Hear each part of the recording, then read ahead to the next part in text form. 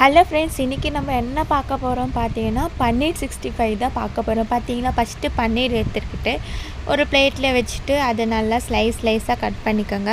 உங்களுக்கு என்ன சைஸ் வேணுமோ அந்த சைஸ்க்கு கட் பண்ணிக்கோங்க. நாங்கள் வந்து கொஞ்சம் மீடியமான சைஸ் தான் கட் பண்ணுறாங்க அம்மா. பாருங்கள், இந்த சைஸ் போட்டேன்னா கொஞ்சம் அப்போ தான் நல்லாயிருக்கும். அது நல்லா அந்த எண்ணெயில் பொரிக்கிறப்போ கரெக்டாக இருக்கும். பாருங்கள் ஃப்ரெண்ட்ஸ், இனிமேல் ஸ்லைஸாக கட் பண்ணி எடுத்தோன்னே டேஸ்ட்டாக இருக்கும். பார்த்தீங்களா, அப்படியே எடுத்து சாப்பிட்டலாம் போல் இருக்குது. பார்த்தீங்களா, அதே தான் நானும் பண்ணேன். ஒரு பன்னீர் பீஸ் மட்டும் எடுத்துக்கிட்டு நான் என்ன பண்ணேன்னா டேஸ்ட் பண்ணி பார்த்தேன். சூப்பராக இருந்தது. அதுக்கப்புறம் பார்த்தீங்கன்னா குட்டியாக அந்த கட் பண்ணி வச்சதால் ஒரு பவுலில் போட்டுட்டு அதுக்கு மேலே வந்து இந்த இஞ்சி பூண்டு விழுது போட்டுட்டு அதுக்கப்புறம் பார்த்தீங்கன்னா அது மேலே வந்து தயிர் கொஞ்சம் ஊற்றினாங்க.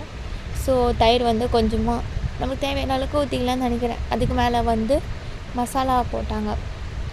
அதுக்கப்புறம் பார்த்தீங்கன்னா அது நல்லா கொஞ்சம் இது பண்ணதுக்கப்புறம் சால்ட்டு கொஞ்சம் போட்டாங்க. நம்மளுக்கு தேவையான அளவு சால்ட்டு போடணும், ஓகேங்களா. அதுக்கப்புறம் வந்து இந்த கார்ன்ஃப்ளவர் மாவுலாம் போட்டாங்க. கார்ன்ஃப்ளவர் மாவு போட்டால் தான் அது கொஞ்சம் கிறிஸ்பியாக வரும் சொல்கிறதுக்காக நம்ம கார்ன்ஃப்ளவர் மாவு போட்டு கேசரி பவுடர் போட்டாங்க. ஏன்னா கலர் வேணும்னு சொல்லிட்டு. ஸோ கலர் வந்தால் தானே அது சிக்கன் 65 மாதிரி நமக்கு பன்னீர் 65 வரும். ஸோ அதனால கேசரி பவுடர் போட்டாங்க. அப்புறமா கலர் விட்டுகிட்டே இருந்தாங்க. எங்கள் அம்மாவுக்கு ஸ்பூனில் சரிப்பட்டு வரல சொல்லிவிட்டு என்ன பண்ணுங்க, ஸ்பூனை தூக்கி போட்டு கையில் போட்டு நல்லா கலர் விட்டுகிட்டே இருந்தாங்க ஃப்ரெண்ட்ஸ்.